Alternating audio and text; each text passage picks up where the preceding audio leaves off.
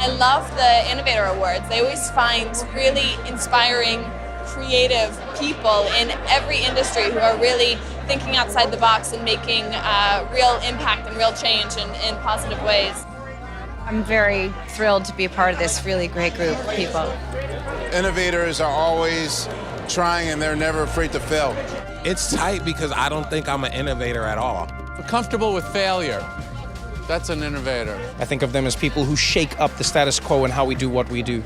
There is still so much more for us all to do. If I've learned anything in my life, it's that the process is the reward. We all have this power in us to be innovative. Remember that you are far from ordinary.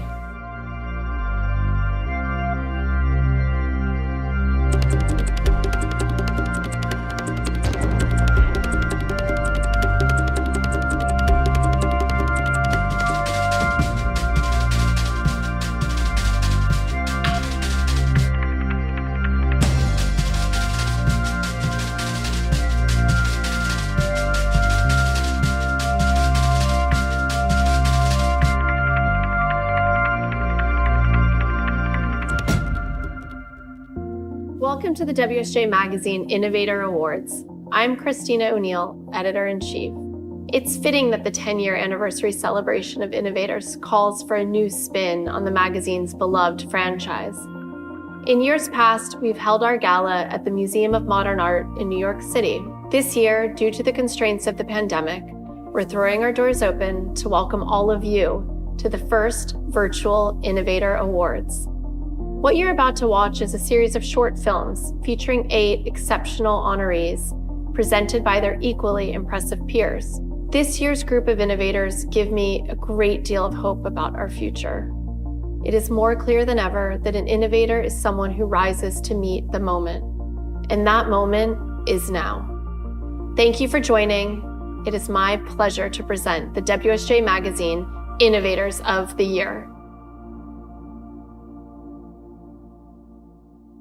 As a playwright, writer, actor, director, producer, and studio head, Tyler Perry has built an entertainment empire, including the largest production company in the industry to launch its own coronavirus bubble. Given the recent reopening of Tyler Perry Studios amid the global pandemic and his activism in the racial justice movement, his work in the industry and beyond feels more important than ever. So I'd like to say congratulations to my friend Tyler Perry for being WSJ Magazine's 2020 Entertainment Innovator of the Year. Winning the WSJ Innovator Award means that I am the living witness to the hope that you can do anything that you want to do. For me, I never thought about being an innovator. I never thought about breaking all the rules of what a normal comedy is. It was about following my own path into this way of storytelling and doing the work. He didn't wait for Hollywood. He didn't wait for anybody to tell him how to do it. He did it his way. Growing up poor in an abusive home, there were a lot of tragic moments that led me to finding a way out, to finding a way up. And that's why I think it's so important that people know that they're not alone, that their experiences are not just defined to someone being Black or where they come from. These are cross-cultural experiences.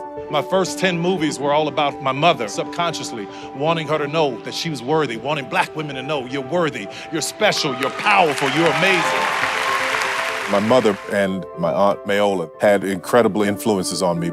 They were amazingly strong women who had great stories, who had been through and endured all kinds of things and learned how to smile through it. And I think it's those stories that have resonated with so many people around the world. God can take care of folks far better than you can. God take too long sometimes. I need him to get got right then. I think the moment that we are facing right now in the country is a pivotal moment. The death of George Floyd had a very powerful effect on white America.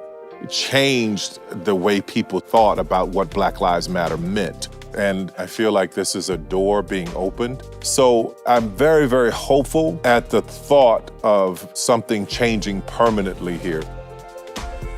We are here on the 330-acre campus of a studio that was once a Confederate Army base, now owned by yours truly. For me, an innovator is someone who can walk into a space and see it very differently. So I built this studio in one of the poorest neighborhoods in Atlanta because I wanted it to be a beacon for a lot of children in the neighborhood. So a lot of these poor Black faces can see that I came from the same circumstances that they came from, and I was able to make it and I was able to rise. And it's my hope that as they see it, it is a symbol to them that if I can come through all that I endured, any dreamers where the dreams live in you, they'll be able to accomplish anything they want. Driving into work, seeing my name on that sign, it humbles me because I feel we've all had our journey, we've all had our path. And to say that my path matters and my path is just as important as the people that I'm standing shoulder to shoulder with in this honor is really, really special to not only me, but to thousands of people working alongside me who were former prisoners and underdogs who never had a shot. And it means that we're all being acknowledged. We're all being celebrated for what we do because I couldn't do this alone. It takes my entire team to pull this off. So it's pretty incredible.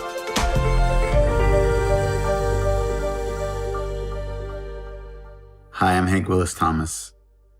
I am an artist and a collaborator of Mass Design Group of 5 or 6 years and have been forever impacted by the way in which they approach the field of architecture through the lens of beauty and social justice. I have been in awe of the eclectic methods of working and the people who are part of this collective and the way in which they have been innovative in everything that they attempt to do. And for that reason, I'm so happy to be congratulating Mass Design Group on the 2020 Wall Street Journal Magazine Innovator of the Year Award for the category of architecture. I love architecture because it's a discipline that is full of constraints and full of beautiful compromises. I'm Michael Murphy, and I'm the executive director and founding principal of Mass Design Group. Mass Design Group is an interdisciplinary collective focused on designing, building, and advocating for architecture that promotes justice and human dignity. Architects and designers, artists, engineers, driven by a mission that the built environment around us shapes our lives every day.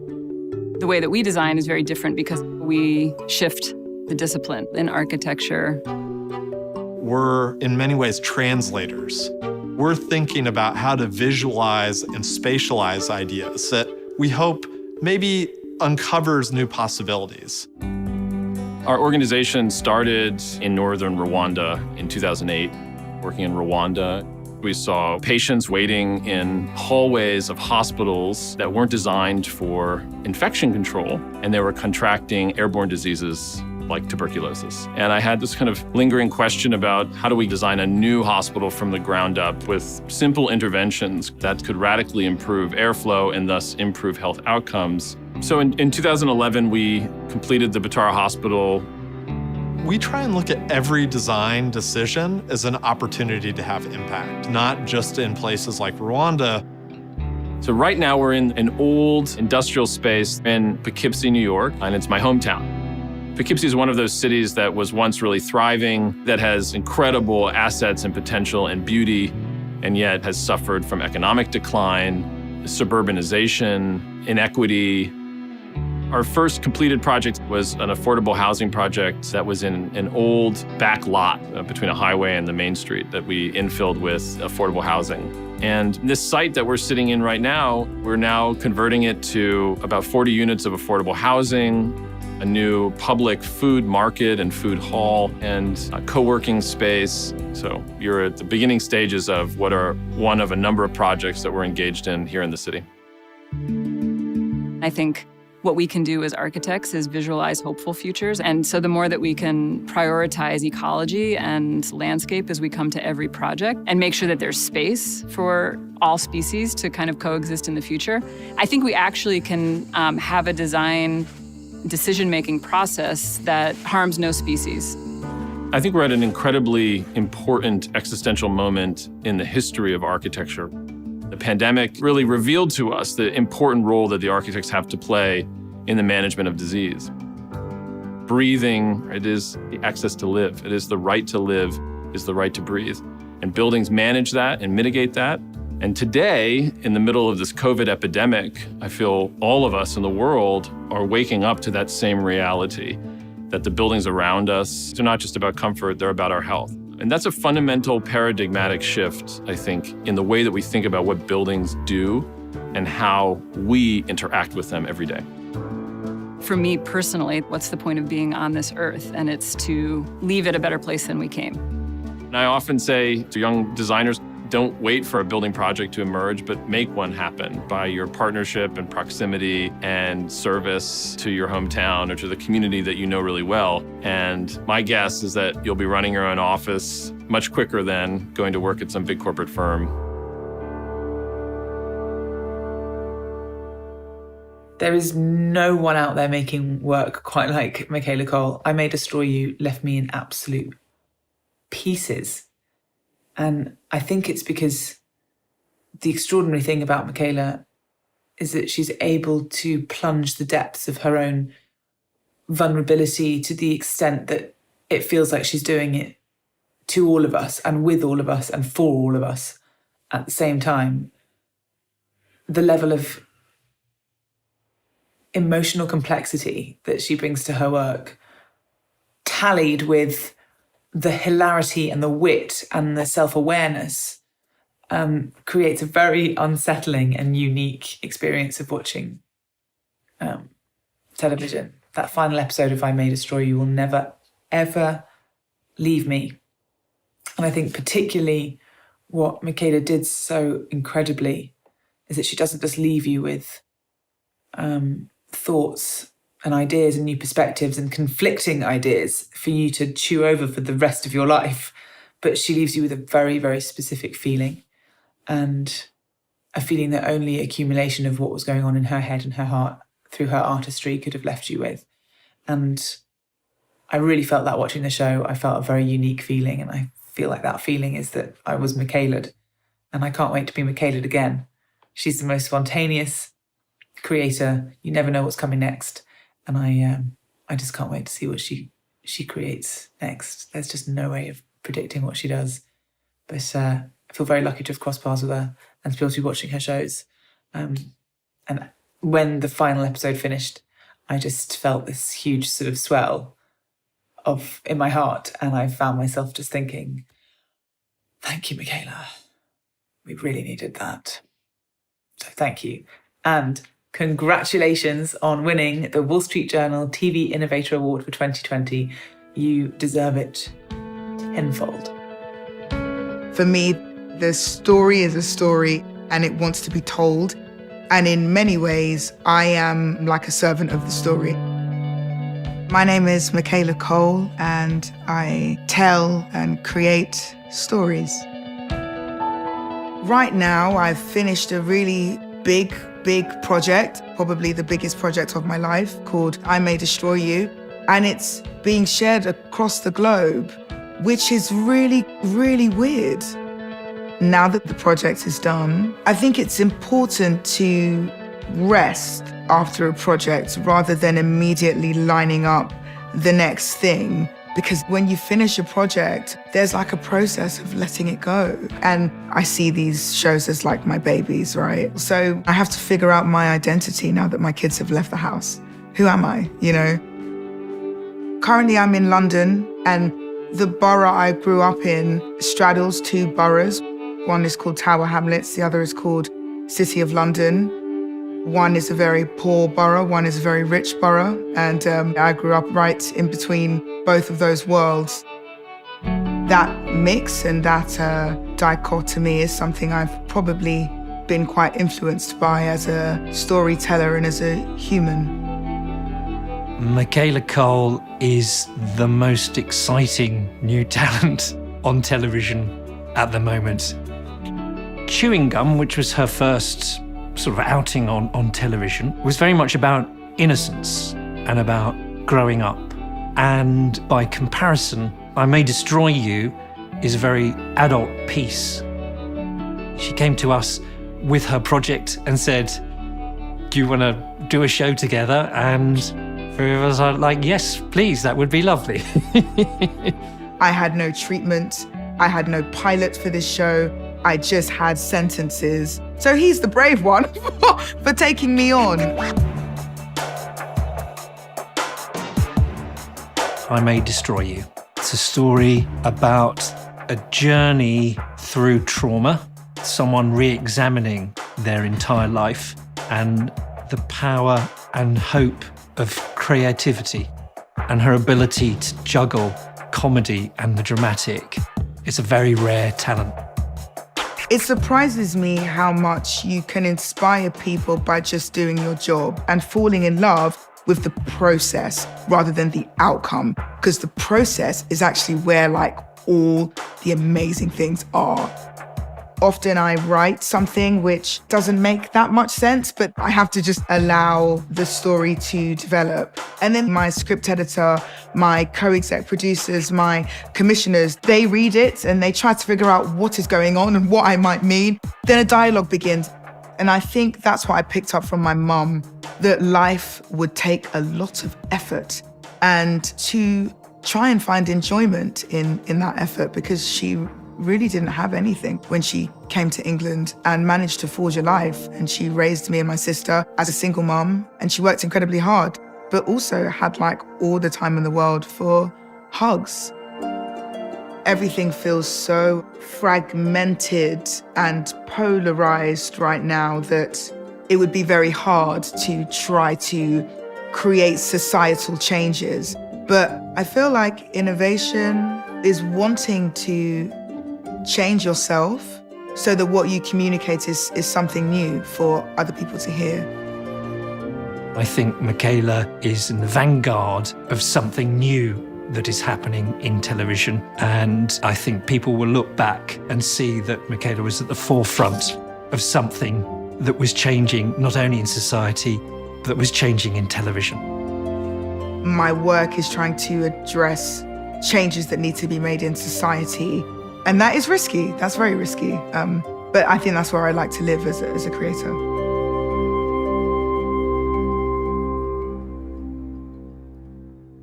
Hello, everyone. Blessings. This is Kasim Swiss Beats Dean from the Dean Collection. And tonight we're celebrating my brother, Titus Kaphar. Who is Titus? Well, I know that he's an amazing creative, amazing businessman, amazing visionary, amazing person.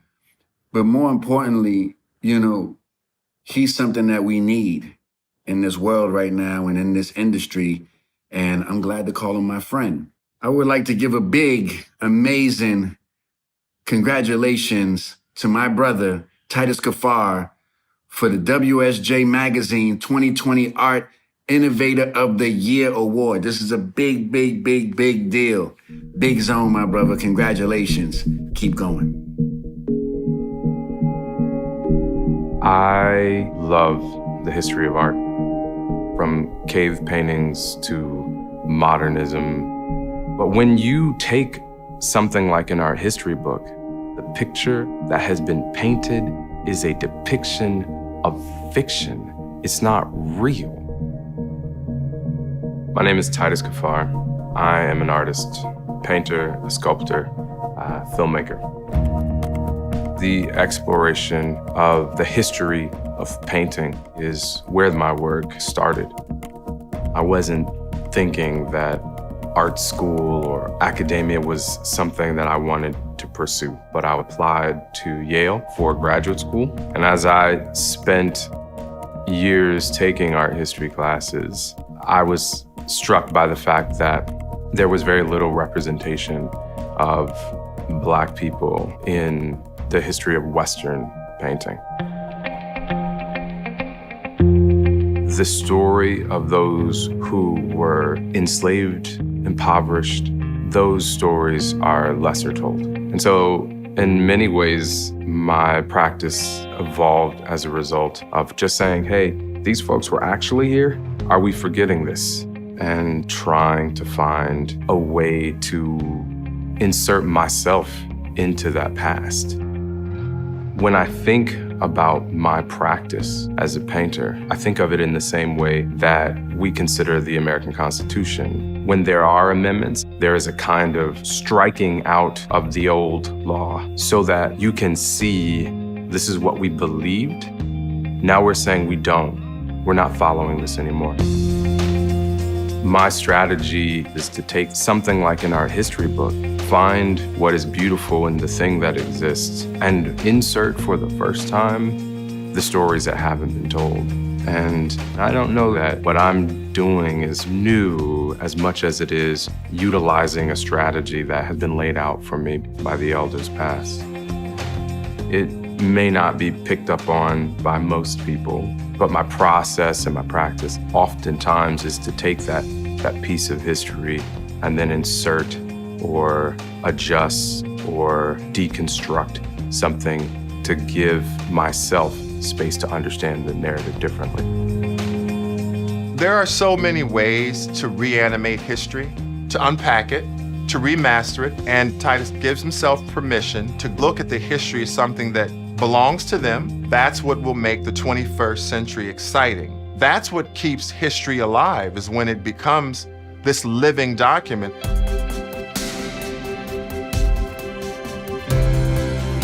I am currently in my studio in New Haven, Connecticut. And Next Haven is a new national arts model, supporting young artists entering into the professional field of art and introducing them to artists who look like them and allowing them to imagine themselves in this space in a way that they never could have before. Our plan as an organization is to actually create a model that we could take beyond New Haven. We called ourselves Next Haven because our idea is wherever we go, we become the haven for artists. We can look at Philadelphia, we can look at Detroit. There are a lot of places where there could be a new Next Haven. I am not really interested in erasing history. And when I think about my practice as a painter, it'd be easy to call this a kind of revisionist history. It's not. It's truth-telling.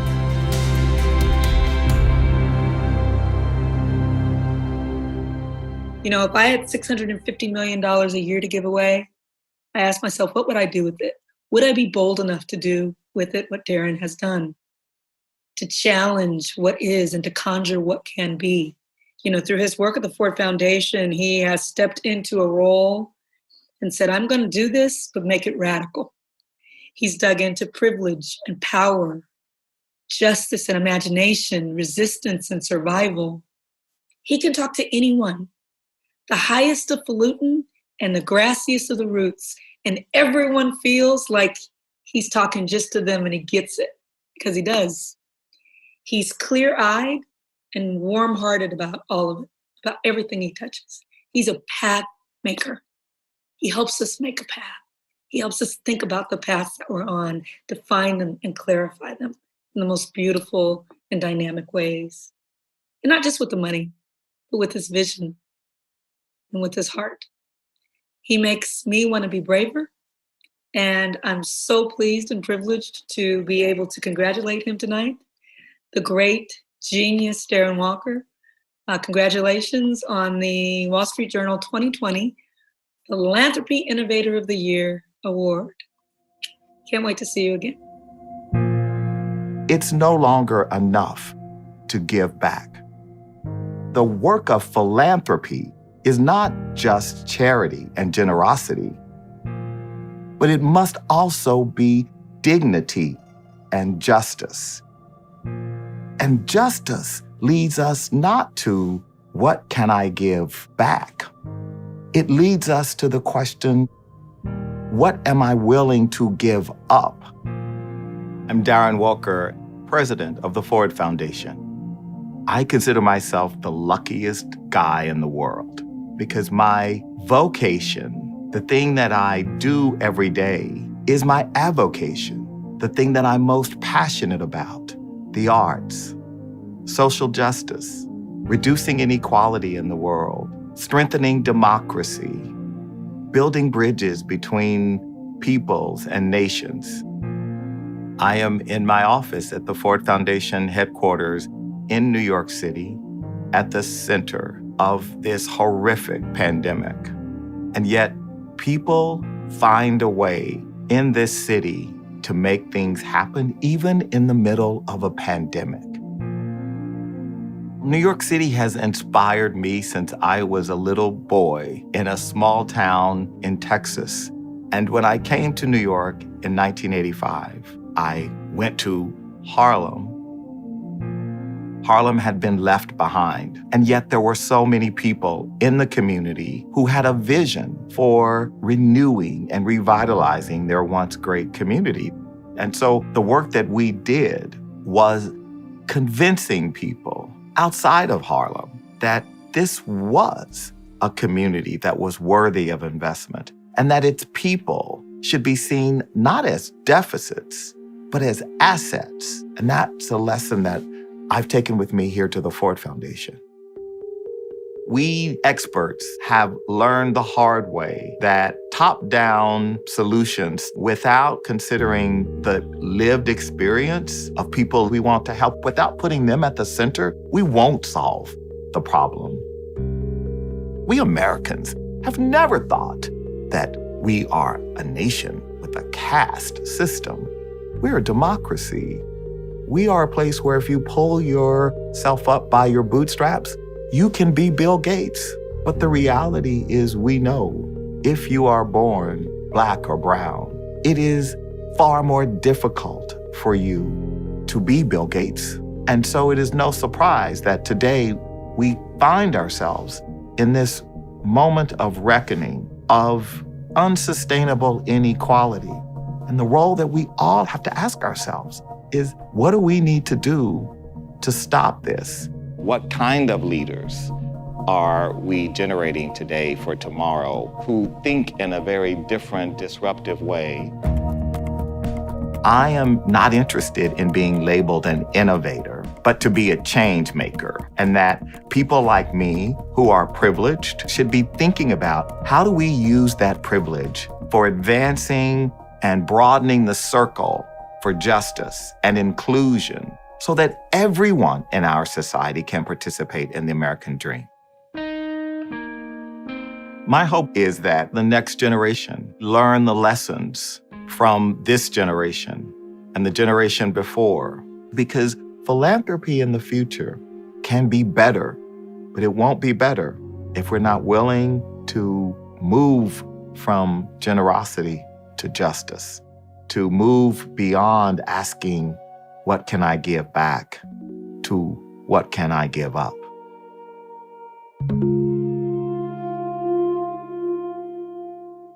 Hello, James Corden here. It's an honor for me to be doing this. I'll never forget the first time that BTS came and performed on the show. I don't think any of us involved in working the show in front of camera and off camera knew quite how incredible they are or how passionate their fan base are. And every time they've come by our show, I have been blown away by their professionalism, their nature, and their incredible talent. I'll never forget every time they've been here. I will certainly never forget driving around in a car with them. We had the best time, and it's an honor for me, and I'd like to say congratulations to my good friends BTS for being WSJ Magazine's 2020 Music Innovator of the Year.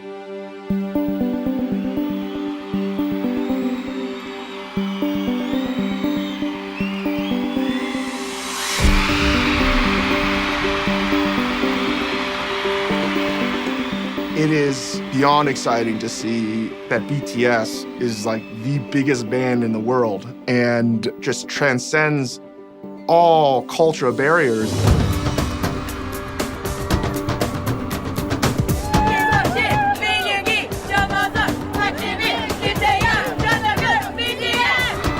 They're the first Korean act to reach #1 on the Billboard charts, and they just became the first group since the Beatles to earn 3 #1 albums in less than a year. Please welcome BTS. I'll never forget when they were on the Colbert Show in Ed Sullivan Theater, and they played in black and white, and it was an homage to the Beatles. People need to accept that they're sort of like the Beatles. Ask the hundreds of millions of people that love BTS. 정말 비틀즈 선배님들과 이렇게 선배님들의 이렇게 비교해서 얘기해 주시니까 너무 영광이고요. We've never ever been like Beatles or even like more than that.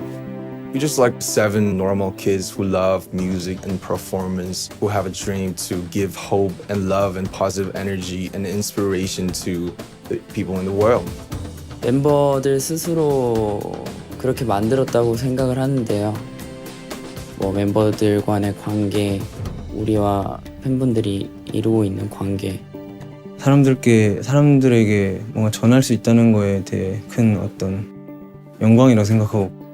Love Yourself, Pick Yourself는 저한테도 굉장히 특별해요. BTS라는 팀이 메시지를 던지고 또 외쳤지만 그러면서도 저희한테도 굉장히 영향을 준 큰 하나의 중요한 그 소재가 아니었나라는 생각이 들어요.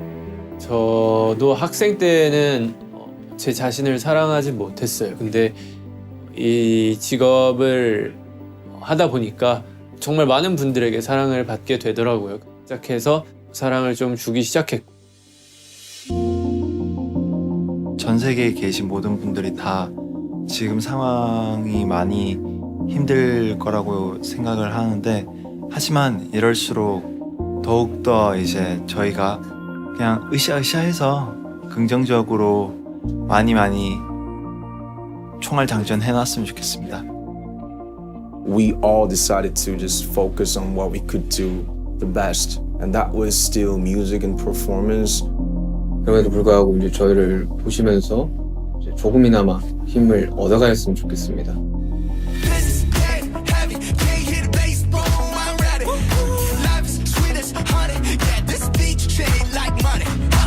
The word innovation for me sounds like a thrill, like not explored.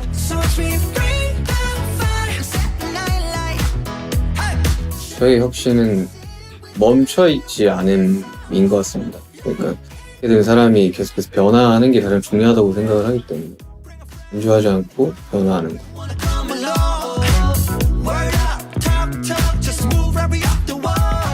스스로 뭔가 작은 일들 안에서 뭔가 비로소 느끼는 게 있다면 그게 뭐 혁신이 될 수 있지 않을까 하는 그런 생각을 또 해봅니다.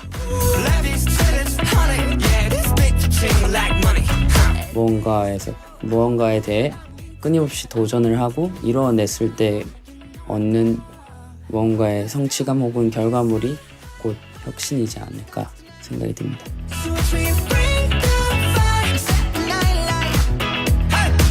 The hope and excitement in the future is other Asian sort of role models in the creative arts, and that's a beautiful thing. Thank you. Thank you. Thank you. Thank you, WSJ Magazine.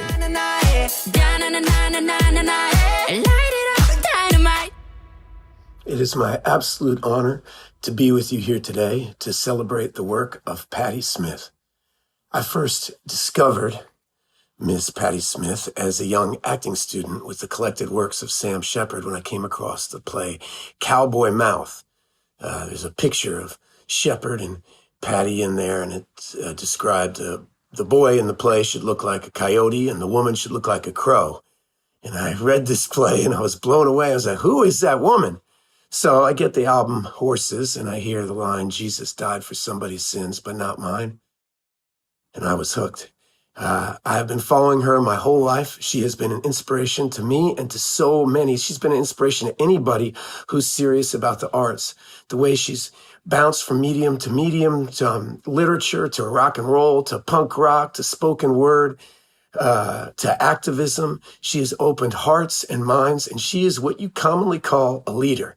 She is a lion in the arts of this planet, and we are all so grateful for your work. It is my honor to present Wall Street Journal's Innovator of the Year in Literature to Miss Patti Smith.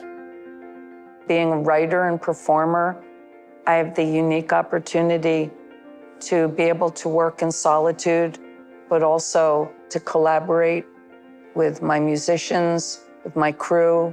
And these two vocations have served me personally in many ways. In time of trouble, in time of strife, in time of sorrow, if one concentrates, if one believes in the work that they do, everything is there for us. We just have to be open, and the words come sometimes in the form of a poem or a song or a dream. I remember some time ago, I was having a particularly rough time, and I really didn't know which way to turn.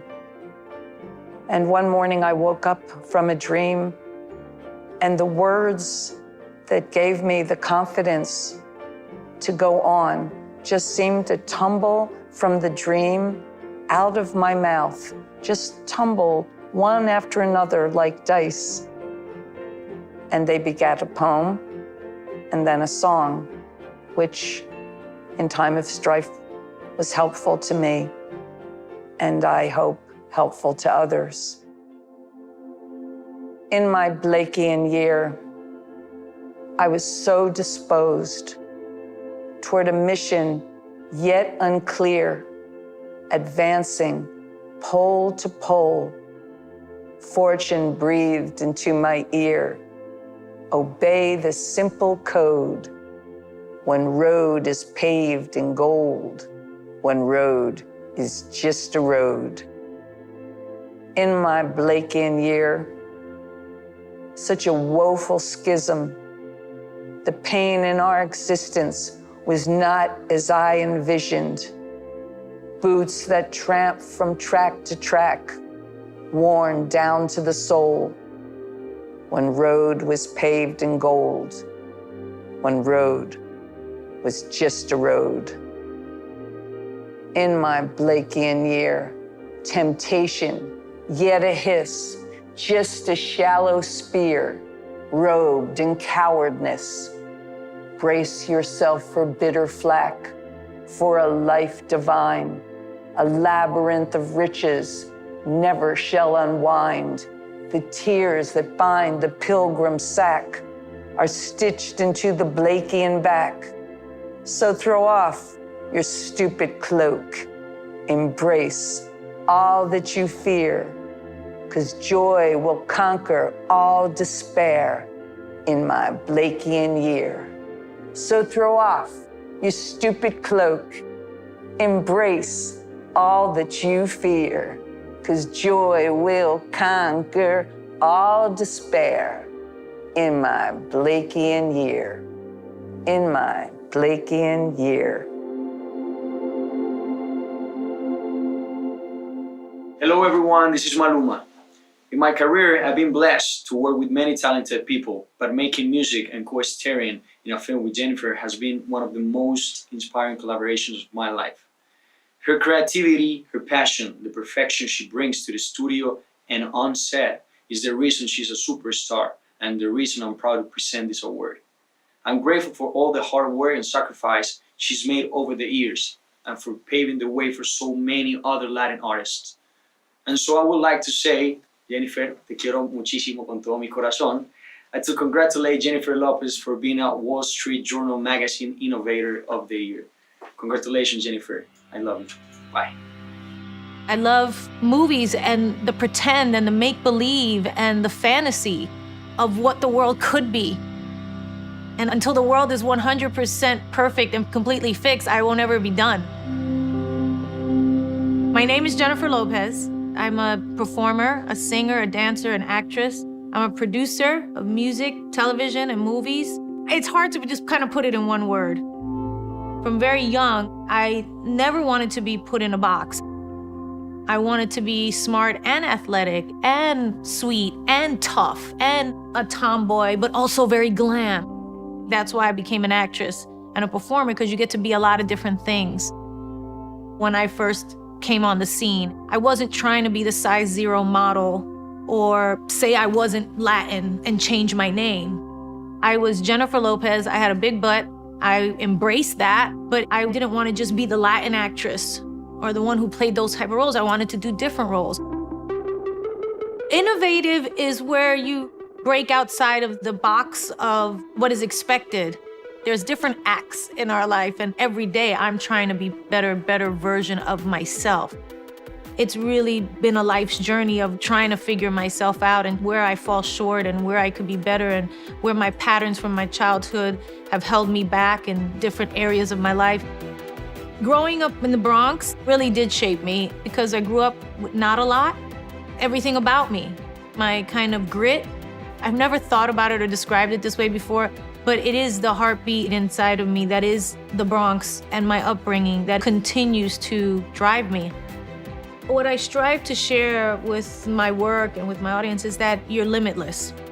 It's taken me a while to get to the point where I even realized that for myself. But now that I do, I really feel and operate with that sensibility all the time, that there is nothing that I could not accomplish if I wanted to. And I believe every single person holds that power. It's taken me a while to get to the point where I even realized it's not always about talent, it's not always about education, it's about persistence and hard work.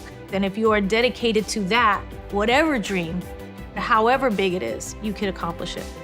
When you're a creator, there is no last chapter, you just keep going. I'm so happy with everything that's happened in the past 10 years, but the next 10 years, oh my God, just wait and see. I don't even know what's gonna happen. I'm Luke Berenberg, publisher of WSJ magazine. Thank you and congratulations to this year's Innovators, an extraordinarily powerful and diverse group of individuals, all of whom share a commitment to harnessing their creativity for good and inspiring change. WSJ Innovators reminds us that through innovation, we are stronger, more united, passionate, creative, and emboldened. And we are especially grateful for our partners for their support in helping to bring this vision to life. Thank you to Augustina Spader. Thank you to Lexus for driving forward a shared mission in our commitment to curiosity. Thank you to the House of Harry Winston, who continues to celebrate innovation through design, legacy, and craftsmanship. Thank you to Remy Martin. Together we can achieve anything when we put our minds to it and team up for excellence. So cheers, and thank you to everyone from around the world for joining us and tuning in for this year's Innovators program.